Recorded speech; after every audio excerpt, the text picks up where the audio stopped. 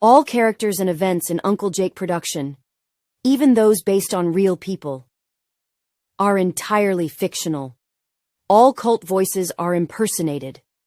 Poorly. The following production might contain coarse language and mature content. Parental discretion is advised. This should not be viewed by anyone. This call is from a federal prison. This call is from a federal prison. This call is from a federal prison. This call is from a federal prison. This call is from a federal prison. This call is from a federal prison. The heart of Detroit, the United States District Court convenes for a crucial status conference in the case of United States versus David Taylor and others. This meeting, held via Zoom, brings together federal prosecutors, defense attorneys, and Judge Terrence G. Berg to discuss the progress of the case. The primary focus is on the ongoing process of discovery, the exchange of evidence between the prosecution and defense. Multiple defendants, new parties added, and a mountain of evidence to review, the court aims to ensure that both sides are on track. The judge emphasizes the importance of moving the case forward efficiently, mindful of the rights of both detained and non-detained defendants. This scene sets the tone for the complex legal journey ahead, highlighting the collaborative yet adversarial nature of federal criminal proceedings. Discovery in this case is anything but routine. The government has produced a staggering amount of evidence, over 109,000 items including physical documents, binders, ledgers, and more than 700 digital devices like phones and laptops. The defense is tasked with reviewing this vast trove, while the prosecution continues to process and disclose new materials.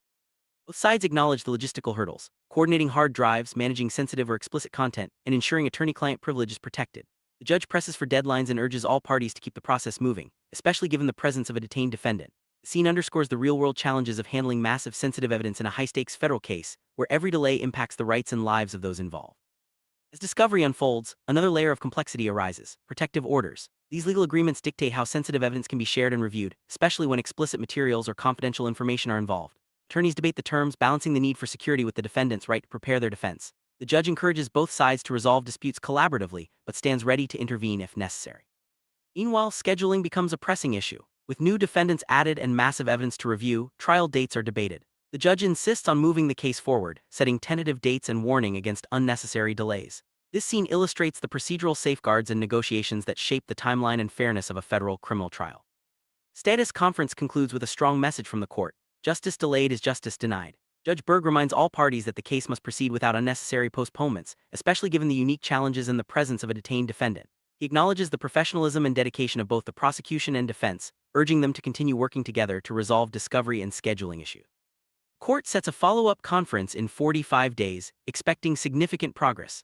This final scene encapsulates the delicate balance between thorough legal process and the imperative for timely justice, offering a glimpse into the real-world pressures and responsibilities faced by everyone in the federal criminal justice system.